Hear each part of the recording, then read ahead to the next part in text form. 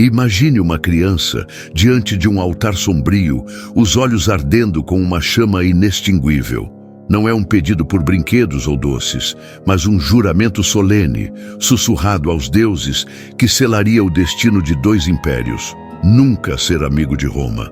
Este é o início da saga de Aníbal Barca, o homem que se tornou o maior terror da República Romana, o gênio militar que cruzou os Alpes com elefantes e cujo nome ainda ecoa como o flagelo de uma era.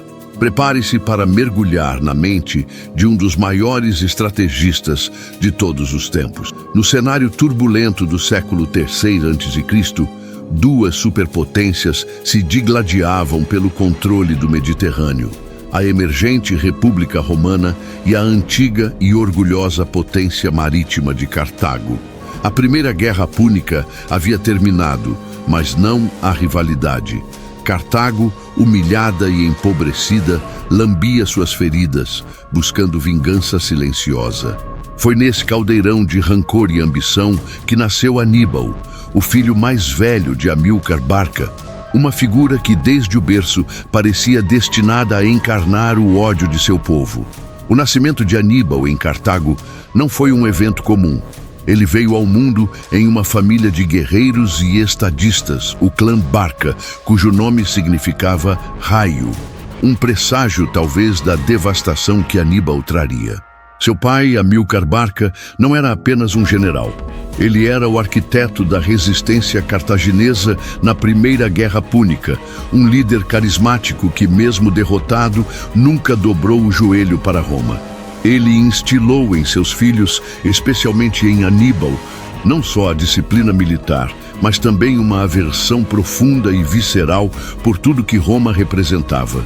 A influência do pai foi decisiva. Amílcar, após a guerra, embarcou na conquista da Península Ibérica, atual Espanha, transformando-a em uma base de poder e riqueza para Cartago, longe do olhar vigilante de Roma. Ele levou Aníbal, ainda menino, para essa campanha. Foi ali, em meio aos acampamentos militares, ao som das espadas e aos gerem sina de guerra, que a infância de Aníbal foi marcada por um treino militar rigoroso. Ele aprendeu a montar, a lutar, a sobreviver em condições adversas, a comandar homens e a entender a psicologia do combate. Sua educação não se deu em escolas de filosofia, mas nos campos de treinamento, sob a tutela dos melhores guerreiros de Cartago.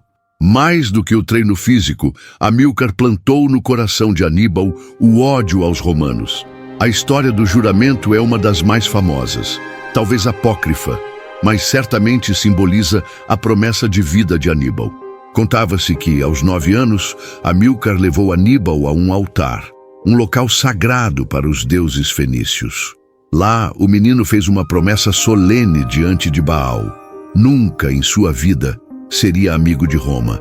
Esse momento forjou a alma de Aníbal, transformando a vingança contra o inimigo de seu pai em sua própria missão existencial. O clã Barca não era apenas uma família, era uma força política e militar, um estado dentro do estado. Eles representavam a facção anti-romana em Cartago, defendendo uma postura agressiva contra a expansão romana. Aníbal cresceu imerso nesse ambiente, onde a honra familiar se entrelaçava com o destino de sua nação. Ele era o herdeiro de uma linhagem de guerreiros implacáveis, destinados a desafiar a hegemonia romana. O fanatismo e a honra não eram meros conceitos para Aníbal, eram a essência de sua identidade. Assim, Aníbal não era apenas um jovem promissor.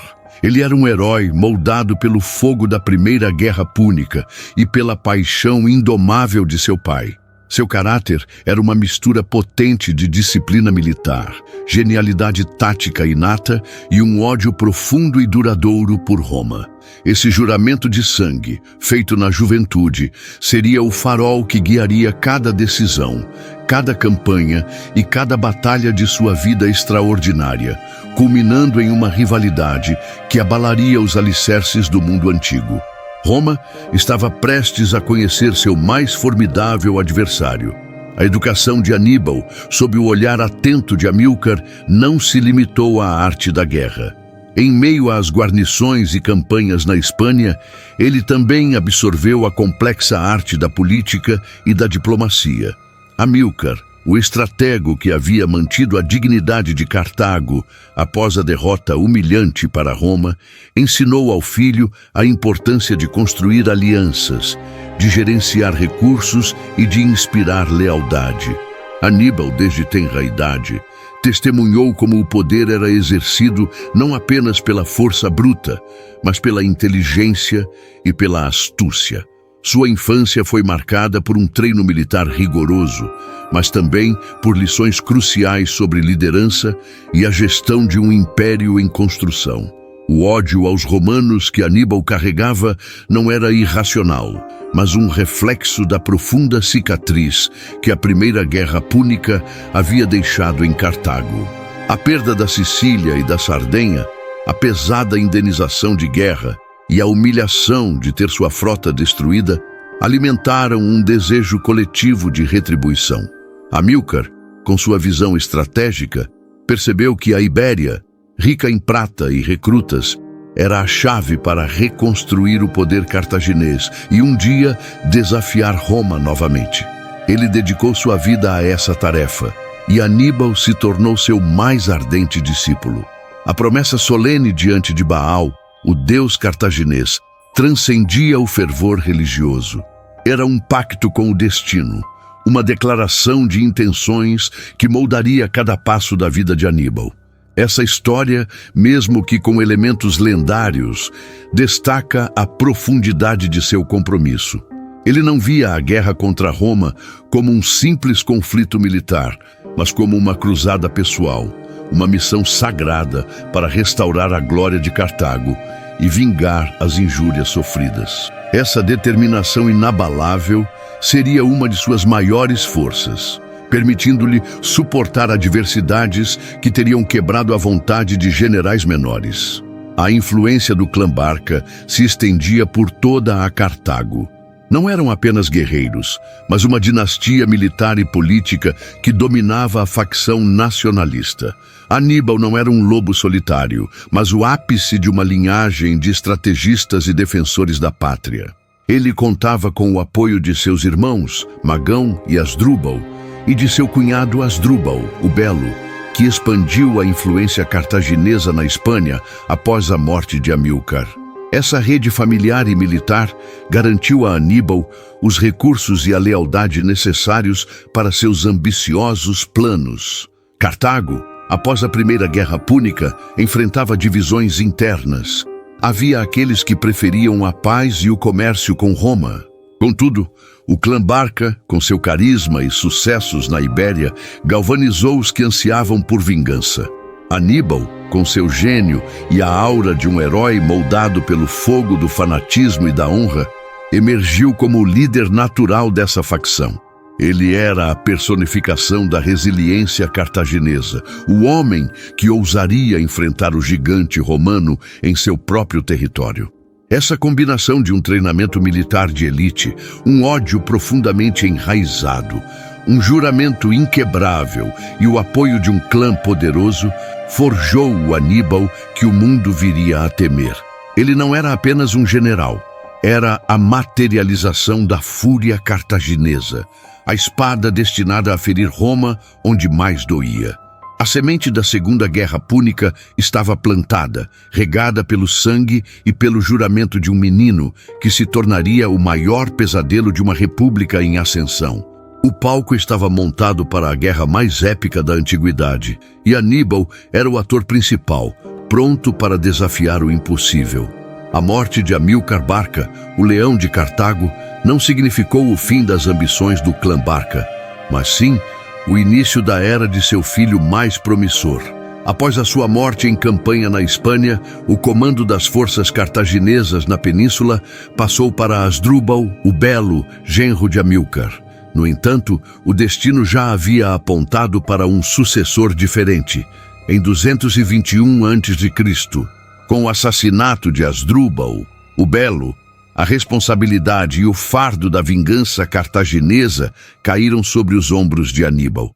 A ascensão de Aníbal ao comando não foi por herança direta no sentido de rei. mas por aclamação de seu exército e ratificação do Senado cartaginês. Ele tinha apenas 26 anos, mas já era um veterano de guerra, temperado pelas campanhas na Ibéria, e possuía uma inteligência militar que superava a de seus predecessores. A primeira tarefa de Aníbal como comandante-chefe foi consolidar o poder cartaginês na Península Ibérica. Roma, com sua crescente influência, observava com apreensão a expansão de Cartago na região. A tensão era palpável, e Aníbal sabia que a guerra com a República era inevitável. Ele não esperou por ela, ele a provocou, atacando Sagunto, uma cidade aliada de Roma, em 219 a.C. Esse ato foi a faísca que acendeu o rastilho da Segunda Guerra Púnica. Aníbal não era apenas um estrategista brilhante, ele era um líder nato, capaz de inspirar uma lealdade quase fanática em seus homens. Durante suas campanhas iniciais na Península Ibérica, ele demonstrou uma capacidade ímpar de viver e lutar ao lado de seus soldados, compartilhando suas privações e vitórias.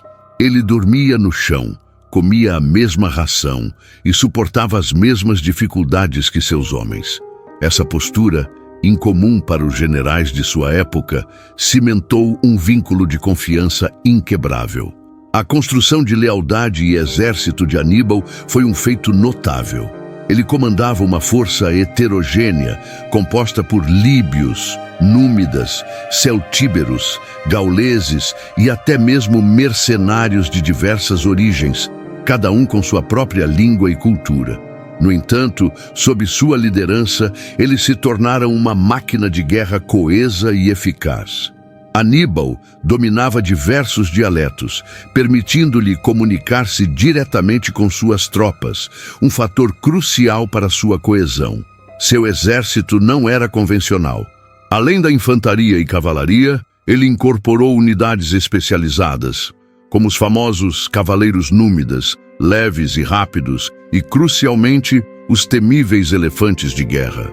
Essas bestas gigantescas eram uma ferramenta psicológica e tática poderosa, capazes de aterrorizar as tropas inimigas e romper suas formações. Aníbal investiu pesadamente no treinamento dessas unidades e na logística necessária para mantê-las em campanha. A fé também desempenhava um papel vital. Aníbal, como seu pai, era um devoto de Baal e de Melcarte, equivalente fenício de Hércules. Sua crença no destino e na intervenção divina para o sucesso de sua missão contra Roma fortalecia sua determinação e inspirava seus homens. Era uma questão de honra e de destino. Com a Ibéria sob controle e um exército leal e bem equipado, Aníbal estava pronto para o plano que chocaria o mundo. Enquanto Roma esperava que ele a enfrentasse no mar ou em solo ibérico, Aníbal concebeu uma estratégia ousada e quase suicida: levar a guerra diretamente para a Itália, atacando o coração do poder romano por terra. Esse era o início da jornada que chocaria o mundo: atravessar os Alpes rumo à Itália. Era um ato de genialidade insana, uma demonstração de sua convicção de que o impossível só existe para aqueles que não ousam tentar. A escolha de Aníbal para a ascensão ao comando não se deu apenas pela linha sucessória ou por aclamação. Foi um reconhecimento de suas qualidades inatas de liderança e sua profunda compreensão da arte militar. Desde cedo, ele se distinguiu não só pela coragem em combate, mas pela mente estratégica que conseguia ver além do óbvio. Ele havia estudado os erros do pai e os sucessos dos romanos, entendendo que, para derrotar a República, seria preciso um plano que Roma nunca anteciparia. Suas campanhas iniciais na Península Ibérica foram mais do que conquistas territoriais, foram laboratórios de guerra. Aníbal testou táticas, aperfeiçoou a comunicação com seu exército multiétnico e, crucialmente, forjou a coesão de suas tropas. Ele sabia que a lealdade de seus homens não viria apenas da autoridade, mas do respeito mútuo e da percepção de que ele era um líder que compartilhava seus perigos e triunfos. O carisma de Aníbal e sua habilidade de inspirar confiança eram tão poderosos quanto sua genialidade tática. A construção de lealdade e exército foi uma das maiores proezas de Aníbal. Diferente dos exércitos romanos, que dependiam de cidadãos, o exército cartaginês era uma tapeçaria de povos e culturas.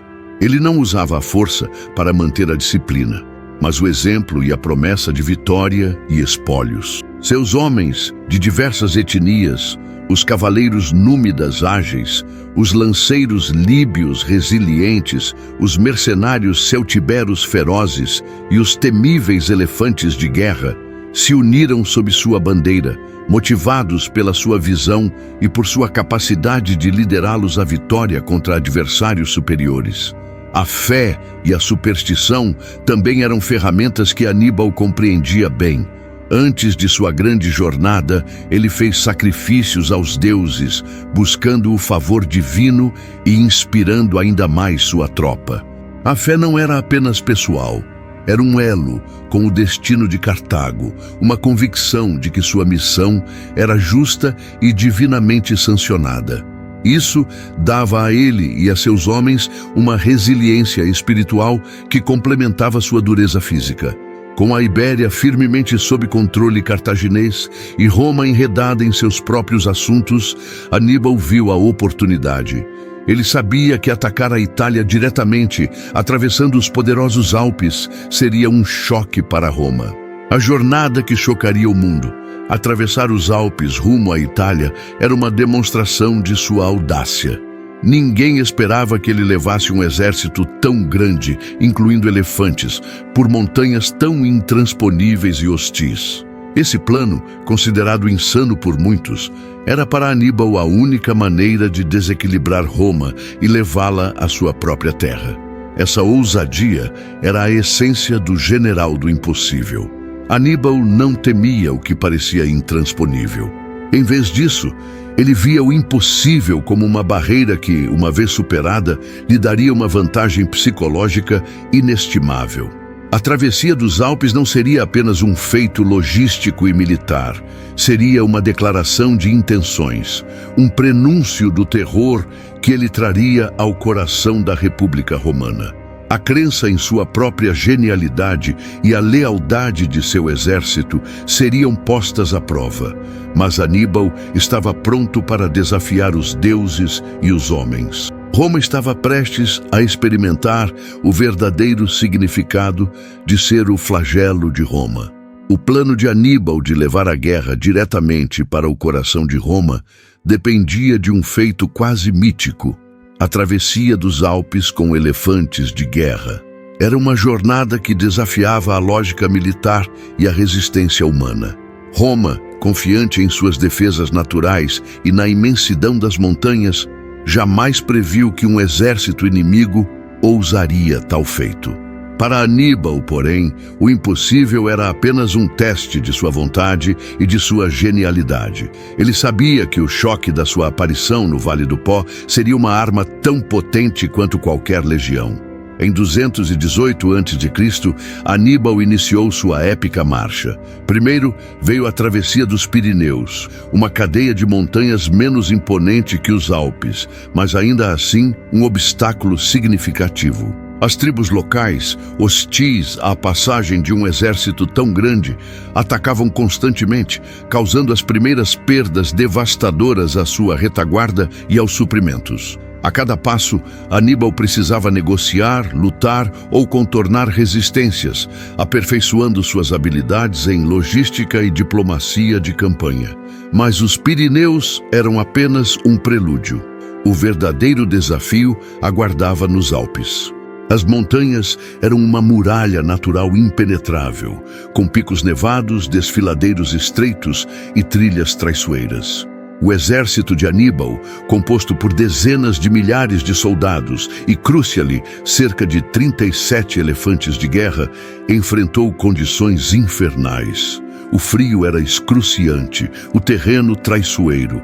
Homens e animais deslizavam em passagens geladas, despencando em abismos. A cada dia, a neve e o gelo ceifavam vidas, e a fome e a exaustão minavam a moral da tropa. A resistência das tribos locais nas montanhas era constante e brutal. Os montanheses, acostumados a ataques de surpresa em seu terreno acidentado, emboscavam as colunas de Aníbal, atirando pedras e lanças de pontos elevados, causando mais baixas e roubando suprimentos preciosos. Aníbal precisou empregar táticas inovadoras, usando a vanguarda para abrir caminho e a retaguarda para proteger os que ficavam para trás, enquanto seus engenheiros trabalhavam incansavelmente para alargar passagens e construir pontes rudimentares. A logística era um pesadelo. Manter um exército tão grande alimentado e equipado em um ambiente tão hostil era um feito por si só. Muitos animais de carga morreram de frio e exaustão, forçando os soldados a carregar seu próprio equipamento e as provisões restantes. Os elefantes de guerra, embora símbolos de poder e terror para os romanos, eram um fardo logístico enorme, exigindo alimentação e tratamento especiais em condições extremas. A cada dia, o número de efetivos diminuía, mas a determinação de Aníbal permanecia inabalável. Foi um sacrifício brutal da tropa, onde a fé em Aníbal foi testada ao limite. No entanto, sua liderança era magnética. Ele estava sempre presente, compartilhando as privações de seus homens e sua visão clara de um objetivo final. Roma os impulsionava. Esse era o verdadeiro gênio estratégico de Aníbal. Não apenas a audácia de conceber tal plano, mas a capacidade de executar o impossível, mantendo a coesão e a moral de um exército sob as condições mais adversas que um general poderia enfrentar. A travessia dos Alpes não foi apenas uma marcha, foi um rito de passagem que forjou um exército endurecido e uma lenda que Roma jamais esqueceria. Após semanas de um calvário gelado e implacável, com as montanhas cobrando um preço terrível em vidas e suprimentos, o exército de Aníbal finalmente vislumbrou a planície. A travessia dos Pirineus e dos Alpes com elefantes de guerra não era apenas uma façanha militar, era um milagre de resistência e liderança. As perdas devastadoras foram imensas.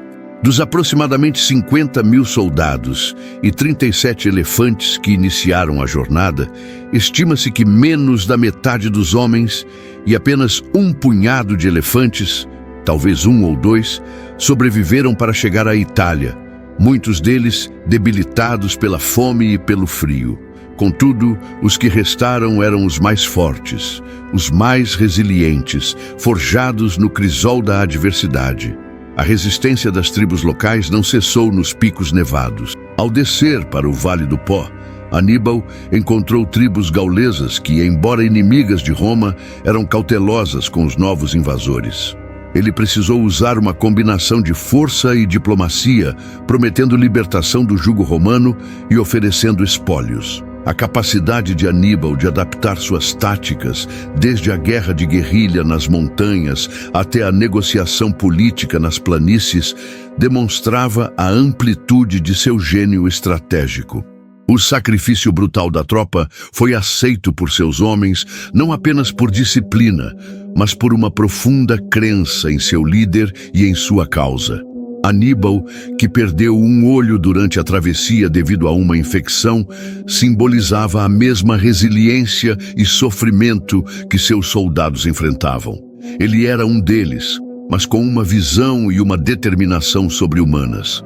Essa camaradagem forçada pela provação extrema criou um exército incomparavelmente coeso e motivado. A dor e a privação tornaram-se combustível para a vingança. A chegada à Itália foi um momento de espanto e terror para Roma. A República havia se preparado para defender-se nas fronteiras do sul ou nos mares, mas jamais no norte. A aparição de Aníbal e seus elefantes, emergindo das montanhas como fantasmas, transformou o impossível no impensável. O choque psicológico foi imediato e profundo. Os romanos haviam subestimado seu inimigo de forma catastrófica. A inviolabilidade do solo italiano, garantida por séculos, estava agora quebrada. Este feito lendário não foi apenas um truque de guerra. Foi a manifestação da visão de Aníbal. Levar a guerra ao inimigo em seus próprios termos, pegando-o de surpresa e desestabilizando sua confiança. O pânico se espalhou por Roma. Os cidadãos acostumados a vitórias e à segurança de suas fronteiras agora enfrentavam a ameaça de um inimigo implacável e aparentemente invencível em seu próprio quintal. A travessia dos Alpes para Aníbal não era apenas uma rota, era uma declaração de intenções. Era a prova de que ele não recuaria diante de nenhum obstáculo e de que seu ódio por Roma era tão intransponível quanto as montanhas que ele acabara de superar. Com um exército reduzido, mas endurecido e sedento por combate, Aníbal estava agora em posição de desferir golpes mortais contra a República. O mundo antigo aguardava com apreensão os próximos capítulos da saga do flagelo de Roma. Após a extenuante, mas vitoriosa travessia dos Alpes, Aníbal Barca não perdeu tempo. Com um exército endurecido, ele começou a descer a Península Italiana, buscando confrontar Roma em seu próprio território. Os primeiros embates, como a Batalha de Ticino e notavelmente a Batalha de Trebia, já haviam demonstrado a genialidade tática de Aníbal e a fragilidade das legiões romanas quando confrontadas com sua imprevisibilidade. Roma estava chocada, mas ainda não compreendia a extensão do perigo que se abatia sobre ela. O ano era 217 a.C. Roma, alarmada pelas derrotas iniciais, enviou 2 cônsules com novos exércitos para interceptar Aníbal. Um deles era Caio Flamínio, um homem ambicioso e impetuoso, ávido por glória e confiante na superioridade romana. Aníbal, com sua acuidade psicológica, percebeu a arrogância de Flamínio e soube que poderia usá-la a seu favor. Ele decidiu atrair o cônsul para uma armadilha perfeita, escolhendo um local que se tornaria sinônimo de desastre romano, o lago Trasimeno. O gênio de Aníbal na emboscada magistral contra os romanos foi plenamente exibido ali. Ele marchou com seu exército pela margem norte do lago Trasimeno, uma área caracterizada por um desfiladeiro estreito entre colinas e o lago. Sabendo que Flamínio o perseguiria, Aníbal montou sua armadilha durante a noite. Ele posicionou sua infantaria pesada e parte de sua cavalaria nas colinas arborizadas ao longo do desfiladeiro. A outra parte da cavalaria e as tropas mais leves foram escondidas mais à frente, prontas para bloquear a saída do desfiladeiro. Na manhã seguinte, uma espessa névoa cobria o lago e se estendia para dentro do desfiladeiro. Flamínio, ansioso para confrontar Aníbal e impaciente para não perder a oportunidade, avançou cegamente com suas legiões para dentro da névoa. Seus batedores não conseguiram ver as tropas cartaginesas ocultas nas colinas. A visibilidade era quase nula, e os romanos, marchando em uma coluna estendida, estavam completamente despreparados para o que viria. Quando o último soldado romano entrou no desfiladeiro e a coluna se estendeu o suficiente, Aníbal deu o sinal. Foi o início de um pesadelo. Os cartagineses e seus aliados, que haviam passado a noite esperando em suas posições ocultas, desceram as colinas com um grito de guerra estrondoso. O ataque veio de todos os lados simultaneamente, da frente, dos flancos e da retaguarda, transformando o desfiladeiro em uma gigantesca câmara da morte. O horror do massacre foi indescritível. Os romanos, pegos completamente de surpresa, não tiveram tempo de formar suas legiões. Muitos foram empurrados para dentro do lago, onde se afogaram ou foram abatidos pela cavalaria númida. Flamínio, que lutou bravamente, foi morto em combate. A neblina, que deveria ser apenas um detalhe climático, tornou-se um cúmplice letal para Aníbal e um véu mortal para os romanos. A confusão e o pânico eram absolutos. Em poucas horas, o exército romano foi aniquilado. Essa batalha não foi apenas uma vitória militar, foi um triunfo da guerra psicológica. Aníbal havia quebrado não apenas as legiões, mas também a confiança de Roma em sua invencibilidade. A notícia do desastre do lago Trasimeno reverberou por toda a República, levando ao luto e ao medo generalizado. A glória de Cartago foi imensa, e o nome de Aníbal se tornou uma palavra sussurrada com terror e reverência. A emboscada magistral no lago Trasimeno demonstrou o brilho estratégico de Aníbal e sua capacidade de transformar elementos naturais em armas. A névoa, um fator climático aparentemente neutro, foi integrada ao seu plano, tornando-a um véu perfeito para a surpresa e o terror. Flamínio, arrogante e impaciente, ignorou as advertências sobre a aproximação de Aníbal e marchou seu exército para a morte certa, cegado não apenas pela névoa, mas também por sua própria ubris. O resultado da Batalha do Lago Trasimeno foi catastrófico para Roma. Cerca de 10 soldados romanos foram mortos no campo de batalha ou afogados no lago, incluindo o próprio cônsul Flamínio, e outros 10.000 foram capturados. O horror do massacre ecoou por toda a península. Roma não tinha notícias do exército até que os primeiros sobreviventes, em estado de choque, chegaram à capital com as terríveis novidades. A República, que se via como inexpugnável, estava de joelhos. Mais do que uma vitória militar, Trasimeno foi um triunfo da guerra psicológica. Aníbal havia provado que não era um inimigo comum. Ele operava com uma astúcia e uma imprevisibilidade que os generais romanos, acostumados a batalhas frontais e previsíveis, não conseguiam compreender. O medo se espalhou como uma praga. As mães proibiam seus filhos de se alistar e o pânico levou a debates acalorados no Senado romano. A glória de Cartago parecia ressurgir das cinzas e o nome de Aníbal se tornou uma lenda viva, sussurrada com terror por toda a Itália. Roma vacila após esta derrota esmagadora. Pela primeira vez em muito tempo, a invencibilidade romana estava em xeque. A República se viu forçada a tomar medidas drásticas. Em um sinal de desespero, o Senado nomeou Quinto Fábio Máximo como ditador. Fábio, um homem cauteloso, adotaria uma nova estratégia que se opunha diretamente à ousadia de Aníbal, a tática de desgaste, que ficaria conhecida como Fabiana. Ele evitaria o confronto direto, perseguindo Aníbal, cortando seus suprimentos e fatigando suas tropas, esperando que o tempo trabalhasse contra o invasor. Para Aníbal, a vitória em Trasimeno solidificou sua reputação como lenda viva, o terror vestido de bronze. Ele não era mais apenas o general cartaginês, ele era o pesadelo de Roma, a personificação de uma ameaça existencial. Seus soldados, por sua vez, estavam mais leais do que nunca, convencidos de que eram liderados por um gênio que podia desafiar os próprios deuses e as legiões de Roma. No entanto, essa vitória espetacular também continha a semente de um dilema estratégico para Aníbal.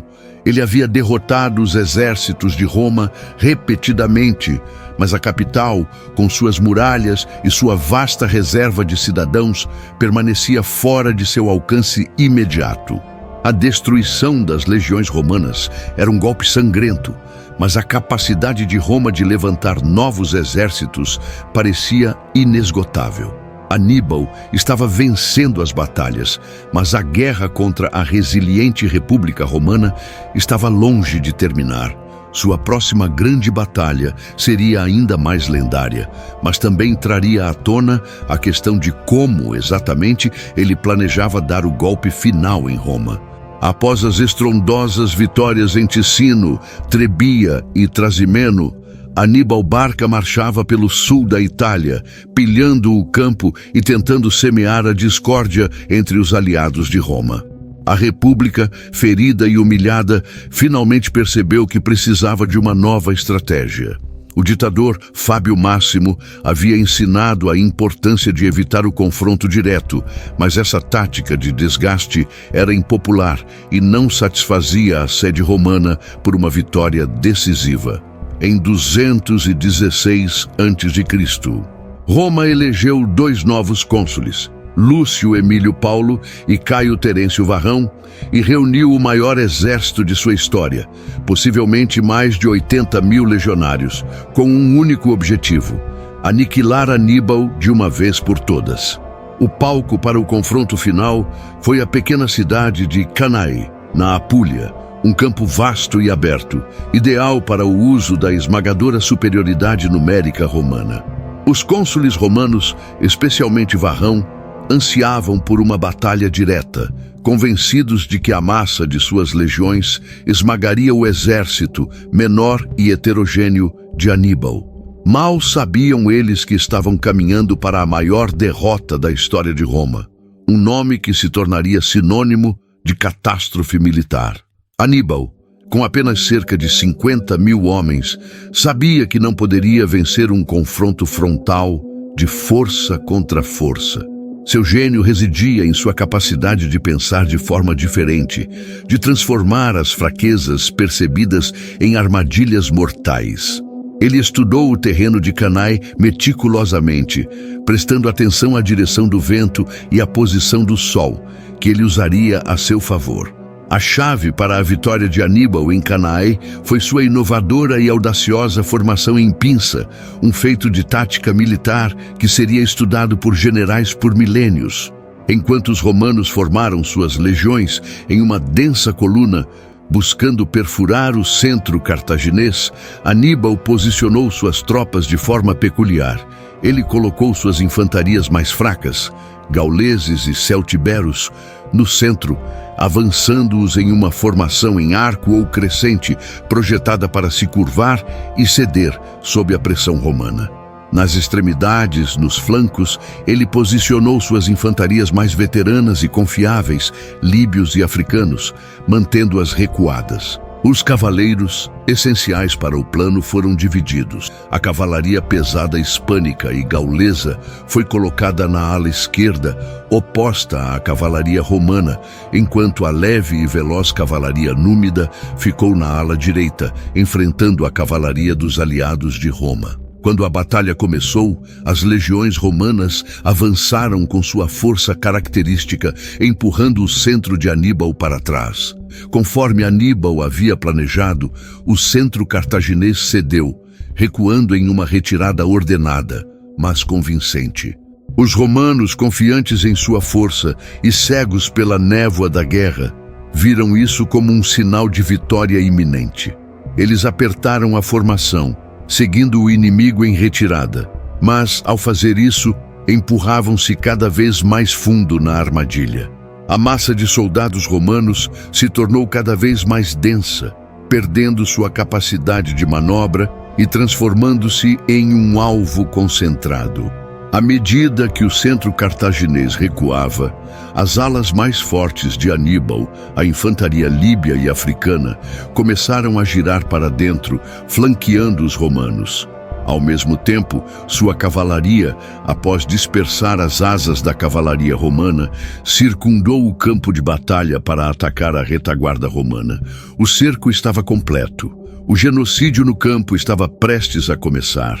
O cenário em Cannae transformou-se rapidamente em um pesadelo indizível para os romanos. Com as legiões espremidas na formação em pinça de Aníbal, sua densidade se tornou sua maior fraqueza.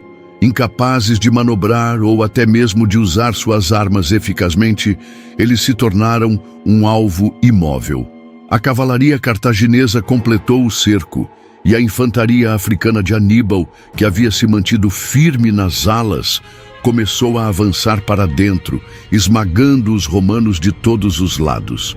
O que se seguiu foi um genocídio no campo, uma carnificina sem precedentes na história militar. Por horas, o massacre continuou.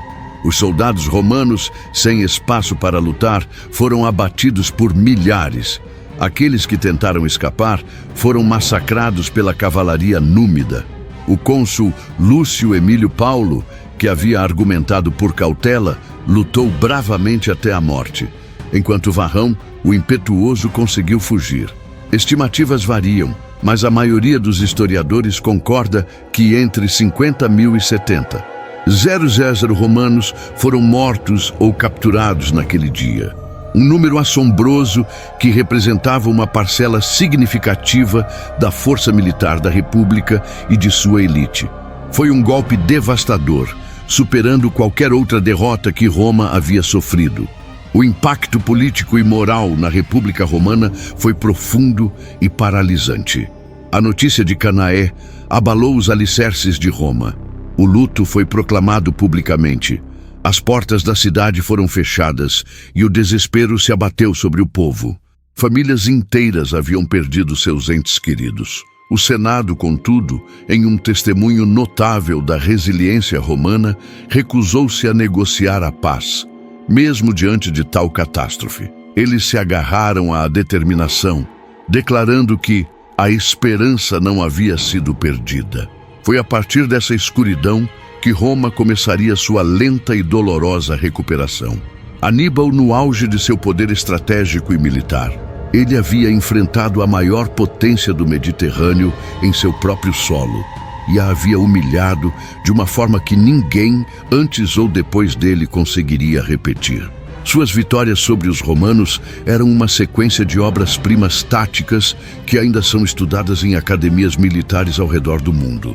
Em Cannae, ele provou ser um gênio militar sem igual. No entanto, após a batalha, Aníbal tomou uma decisão que continua a ser debatida pelos historiadores até hoje. Ele hesitou em marchar até Roma. Seus generais, incluindo Marrábal, um de seus comandantes de cavalaria, teriam implorado para que ele marchasse diretamente sobre a capital, alegando que, dentro de 5 dias, você jantará no Capitólio. Aníbal, porém, recusou. As razões para essa hesitação são complexas. Ele pode ter carecido de equipamento de cerco adequado, temido a forte guarnição da cidade ou subestimado a resiliência psicológica de Roma. Ele também esperava que a derrota em Cannae provocasse uma revolta em massa dos aliados italianos de Roma, o que não aconteceu na escala esperada. Essa hesitação, por mais compreensível que fosse a época, é vista por muitos como o ponto de inflexão. Roma, apesar da devastação, sobreviveria. Aníbal, o flagelo de Roma, havia vencido a batalha, mas a guerra, para a obstinada república, estava longe de terminar. A partir de agora, o confronto se transformaria em um cerco invisível, uma guerra de desgaste que testaria não apenas a genialidade tática de Aníbal, mas sua capacidade de sustentar uma longa campanha longe de suas bases. Após a catástrofe de Cannae, Aníbal Barca estava no ápice de sua campanha italiana. No entanto, sua decisão de não marchar diretamente sobre Roma, por mais prudente que pudesse parecer na época, viria a ser o ponto de virada crucial da guerra. Em vez de um assalto final, Aníbal optou por uma estratégia de longo prazo: desmantelar a rede de alianças romanas no sul da Itália, esperando que as cidades se revoltassem e abandonassem a República. Ele buscava uma vitória política, não uma aniquilação total. Os anos que se seguiram a Cannae foram marcados por anos de campanha sem atacar diretamente a capital. Aníbal e seu exército, um corpo de veteranos endurecidos, mas isolados, moveram-se pela Itália, travando escaramuças, cercando cidades menores e tentando consolidar o apoio dos povos itálicos. Algumas cidades, como Capua, de fato desertaram para Aníbal, mas o núcleo da lealdade romana permaneceu intacto. A resiliência de Roma, que muitos subestimavam, começou a se revelar. Enquanto Aníbal esperava uma revolta em massa, Roma mudou de tática, abandonou a ideia de confrontos campais diretos e abraçou plenamente a guerra de desgaste. A estratégia fabiana, antes impopular, agora era a única esperança. Liderados por generais como Quinto Fábio Máximo, o Cunctator ou Retardador, Os romanos adotaram uma estratégia de evitar batalhas decisivas, perseguindo Aníbal à distância, cortando suas linhas de suprimento e esgotando seus recursos. Era um cerco invisível. Aníbal estava em solo inimigo, mas cercado pela resistência passiva e pela recusa de Roma em se engajar em seus próprios termos. Essa nova abordagem romana foi devastadoramente eficaz. Aníbal dependia dos recursos locais para alimentar seu exército e o constante assédio romano tornava isso cada vez mais difícil. Suas linhas de comunicação com Cartago, já tênues, eram constantemente ameaçadas. Reforços e suprimentos eram escassos. A ideia de que ele poderia viver da terra e do apoio dos rebeldes italianos se provou insustentável a longo prazo contra a obstinada recusa romana em se render. O declínio lento da sorte cartaginesa começou a se manifestar. As vitórias de Aníbal se tornaram mais raras e menos decisivas. O moral de suas tropas, embora ainda alto sob sua liderança, começou a ser testado pela falta de um objetivo final claro e pela fadiga de uma campanha interminável. Eles estavam longe de casa, em um território hostil, sem a perspectiva de um fim à vista. Enquanto isso, a República Romana, apesar das perdas, estava se fortalecendo. Eles estavam aprendendo com suas derrotas. Novas legiões eram constantemente levantadas, treinadas e enviadas ao campo. Roma estava se tornando uma máquina de guerra mais experiente e adaptável. O mestre Fábio Máximo provou que a paciência e a persistência podiam ser mais eficazes do que a genialidade tática pura contra um adversário tão formidável.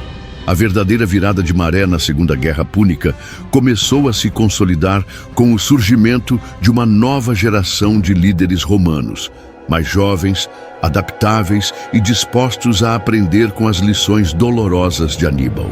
Entre eles, destacavam-se dois nomes que mudariam o curso da guerra. Fábio Máximo, que já havia pavimentado o caminho com sua estratégia de desgaste, e, crucialmente, Públio Cornélio Cipião, que viria a ser conhecido como Africanus. Enquanto Aníbal vagava pelo sul da Itália, incapaz de forçar Roma a uma batalha decisiva ou a se render, a República Romana, de forma metódica e implacável, começou a retomar o controle de seus territórios. Cidades que haviam desertado para Aníbal eram recapturadas, muitas vezes com severas represálias para desencorajar futuras deserções. As legiões romanas, que pareciam inesgotáveis, eram enviadas para conter os aliados de Aníbal e, gradualmente, isolá-lo ainda mais. Aníbal se tornou um invasor preso, um gênio tático sem uma estratégia de longo prazo para a vitória final. O declínio lento da sorte cartaginesa era evidente. As vitórias de Aníbal, embora brilhantes, não resultavam em ganhos territoriais permanentes ou no colapso de Roma. Ele estava longe de suas bases de suprimento e de Cartago. Seus reforços eram poucos e irregulares, e seu exército, embora leal, estava se desgastando. Seus melhores generais e homens estavam morrendo ou eram feridos, e a qualidade dos recrutas que conseguia na Itália não se comparava aos veteranos que cruzaram os Alpes. A vitalidade de sua força estava diminuindo, enquanto a de Roma se regenerava. A virada de maré veio de uma frente inesperada para Aníbal, a Península Ibérica. Enquanto ele estava na Itália, os romanos, sob a liderança dos Cipiões, pai e tio de Públio Cornélio, e depois do próprio Públio Cornélio Cipião, lançaram uma ofensiva implacável para expulsar os cartagineses daquela vital fonte de recursos e recrutas. Em uma série de campanhas brilhantes, Cipião conquistou a Espanha, derrotando os irmãos de Aníbal, Asdrúbal e Magão, e cortando a principal rota de suprimentos e reforços de Cartago. Asdrúbal Barca tentou seguir os passos do irmão e trazer um exército de reforço pela Itália, mas foi interceptado e derrotado na crucial Batalha do Metauro em 207 a.C., um golpe fatal para as esperanças de Aníbal. O cerco invisível se apertava. Sem reforços significativos e com a Itália devastada, Após anos de campanha, a posição de Aníbal se tornou insustentável. Ele estava isolado, sua capacidade de manobra limitada. A campanha, que começou com a audácia de invadir o coração do inimigo, transformou-se em uma longa e dolorosa guerra de exaustão, onde a resiliência e os vastos recursos de Roma superaram o gênio tático de um único homem. Eventualmente, a pressão de Roma se tornou tão grande que o Senado romano decidiu levar a guerra para a África, ameaçando a própria Cartago. Esta ousada manobra de Cipião forçou o retorno forçado de Aníbal a Cartago. Após 15 anos aterrorizando a Itália, o flagelo de Roma foi chamado de volta para defender sua pátria. A batalha final estava para ser travada, não mais em solo romano, mas nas planícies da África, onde o destino de dois impérios seria finalmente selado. O invencível Aníbal, pela primeira vez, enfrentaria um general à altura de seu próprio gênio. O retorno de Aníbal Barca à África, após 15 anos devastando a Península Itálica, marcou o início do capítulo final da Segunda Guerra Púnica. Não era o retorno triunfal que ele sonhava, mas sim uma convocação desesperada para defender sua pátria. A estratégia audaciosa de Cipião, o africano, de levar a guerra para Cartago, havia forçado a mão do Senado cartaginês, que relutantemente chamou seu maior general de volta para casa. Aníbal encontrou uma Cartago enfraquecida, com poucos recursos e um exército desmoralizado, composto em grande parte por recrutas inexperientes, muito diferente da máquina de guerra que ele havia liderado na Itália.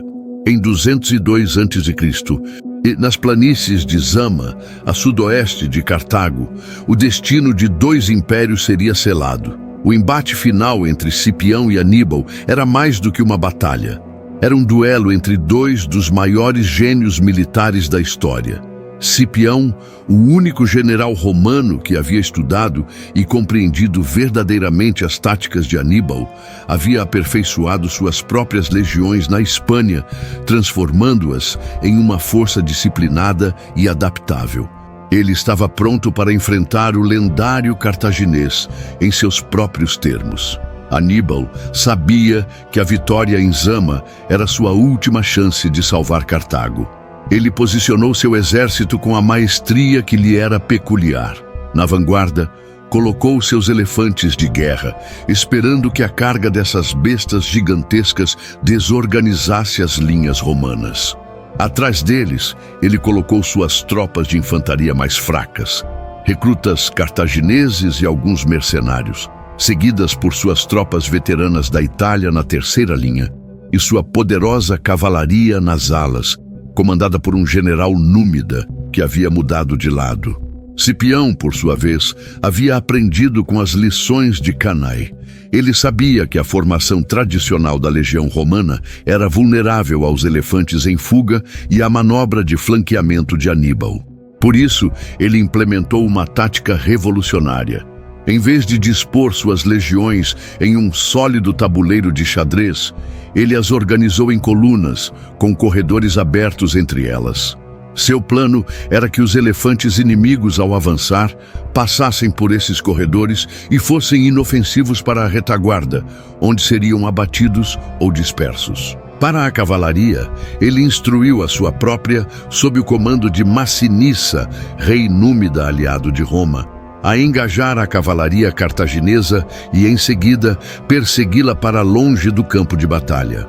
A batalha começou com a carga dos elefantes cartagineses. Como Cipião havia previsto, muitos dos elefantes passaram pelos corredores romanos e foram neutralizados. Aqueles que não o fizeram e tentaram virar, foram recebidos por uma chuva de dardos e por toques de trombeta que os assustaram, fazendo com que alguns se voltassem contra as próprias fileiras cartaginesas, causando confusão.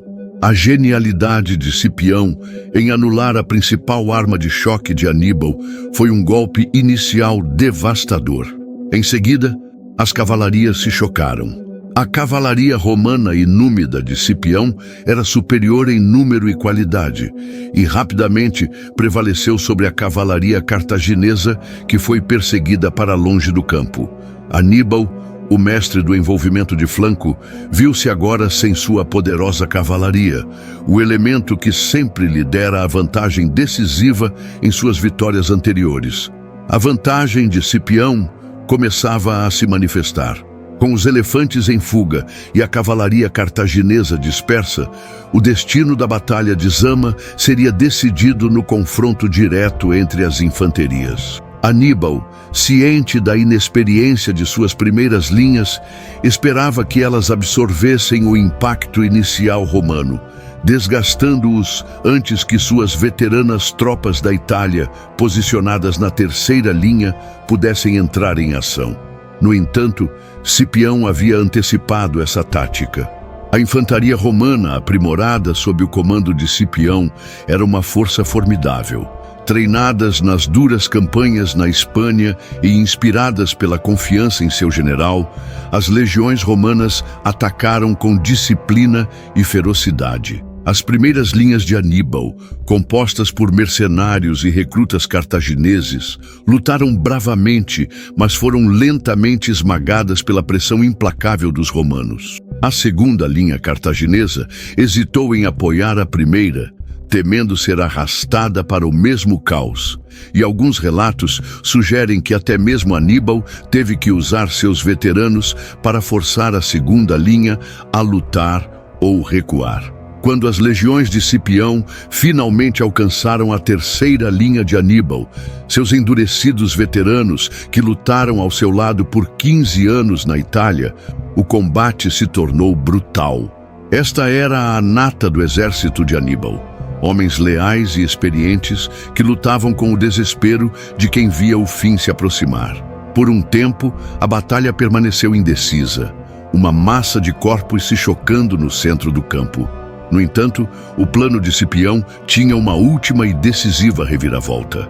A cavalaria romana e númida, que havia dispersado a cavalaria cartaginesa e a perseguido para longe, agora retornava ao campo de batalha.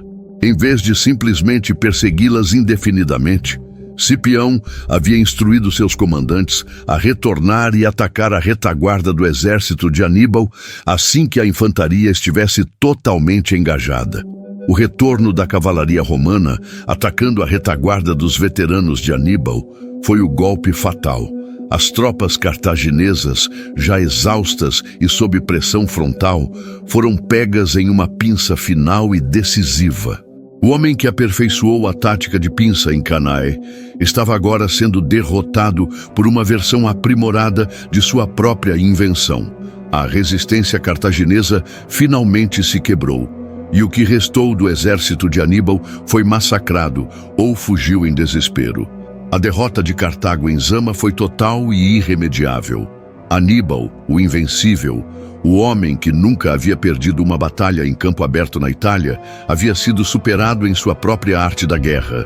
Ele conseguiu escapar do campo de batalha e fugiu para Cartago, mas a cidade não tinha mais como lutar. As condições de paz impostas por Roma foram duríssimas. Cartago perdeu todos os seus territórios fora da África, sua frota de guerra foi destruída, teve que pagar uma indenização gigantesca e foi proibida de travar guerras sem a permissão romana. Foi o fim de um império, o cartaginês, mas não o fim de uma lenda. Aníbal havia lutado sua última grande batalha. Embora Cartago tenha sido derrotada, o nome de Aníbal continuaria a ecoar pelos séculos, um lembrete vívido da ameaça quase mortal que ele representou para a República Romana. Sua genialidade tática foi reconhecida até por seus inimigos. E Zama, embora sua derrota, não diminuiu seu status como um dos maiores comandantes da história. O invencível foi vencido, mas seu legado de ousadia e brilhantismo militar estava selado para sempre. A derrota em Zama marcou o fim da ambição cartaginesa de hegemonia e o início do declínio irreversível de um império que ousou desafiar Roma. Para Aníbal Barca, o lendário general que por 15 anos aterrorizou a Itália, Zama não foi apenas uma derrota militar, foi o prenúncio de uma vida marcada pela perseguição implacável de seus inimigos. Embora Cartago tenha sobrevivido como um estado, sua autonomia foi severamente limitada e o espírito de seu maior guerreiro estava quebrado. Após a paz humilhante, Aníbal permaneceu em Cartago por vários anos. Ele não era apenas um general, mas um estadista.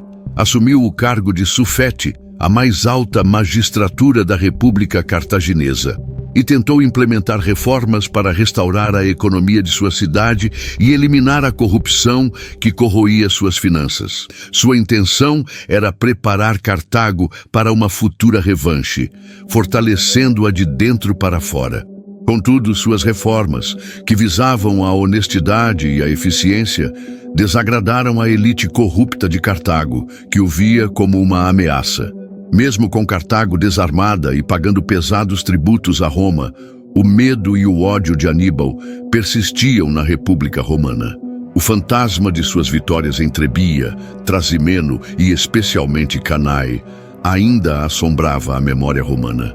Eles não podiam tolerar a existência de um homem tão genial e implacável. Os romanos exigiram a extradição de Aníbal, alegando que ele estava conspirando contra eles. A elite cartaginesa, para se ver livre de um reformista incômodo e evitar uma nova guerra com Roma, concordou em entregá-lo. Em 195 a.C., para não cair nas mãos de seus inimigos jurados, Aníbal foi forçado ao exílio. Ele fugiu de Cartago, iniciando uma jornada que o levaria através do Mediterrâneo, de corte em corte, sempre um passo à frente da implacável perseguição romana. Ele buscou refúgio em reinos que ainda ousavam desafiar Roma ou que poderiam ser incitados a fazê-lo. Sua primeira parada foi na corte de Antíoco III, o grande rei do Império Seleucida. Aníbal esperava convencer Antíoco a travar uma guerra em grande escala contra Roma, oferecendo seus serviços como conselheiro de reis e estrategista incansável.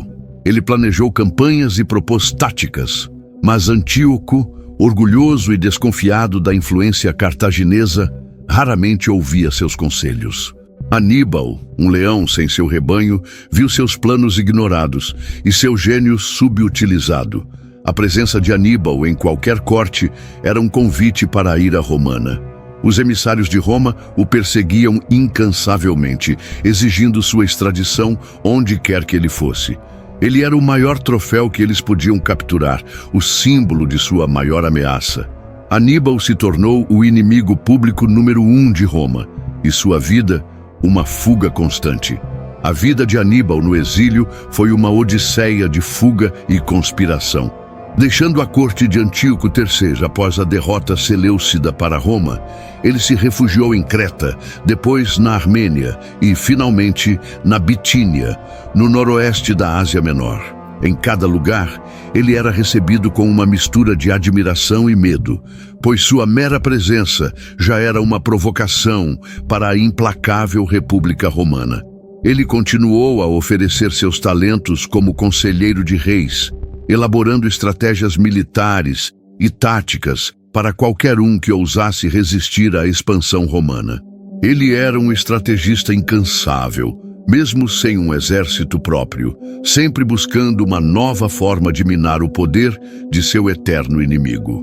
No entanto, a longa mão de Roma nunca o soltava.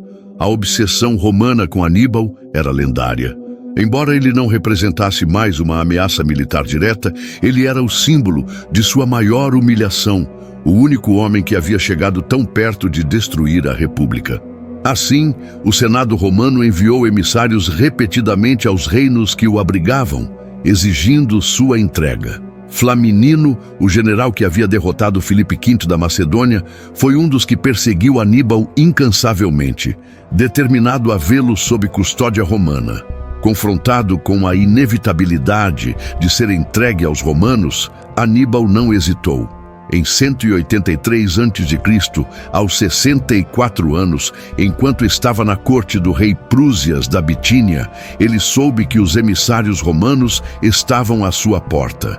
Aníbal havia preparado um veneno para esse momento. Ele não permitiria que seus inimigos tivessem a satisfação de vê-lo acorrentado. O suicídio, para não cair nas mãos de Roma, foi o ato final de desafio de Aníbal. Há relatos de que, antes de beber o veneno, ele proferiu palavras amargas sobre a perfídia romana e a tirania que eles exerciam sobre os reis, que eram covardes demais para protegê-lo. Seu último ato foi tão audacioso quanto sua vida, recusando-se a dar a Roma o triunfo que eles tanto almejavam. Aquele que por anos havia sido o maior terror de Roma, morreu em seus próprios termos. O legado eterno de Aníbal é paradoxal. Ele foi odiado por Roma, cuja história o pintou como o bárbaro ardiloso e cruel, a encarnação do mal. Para eles, ele era o flagelo, o monstro que trouxe devastação sem precedentes. No entanto, ele é igualmente reverenciado pela história como um dos maiores gênios militares de todos os tempos.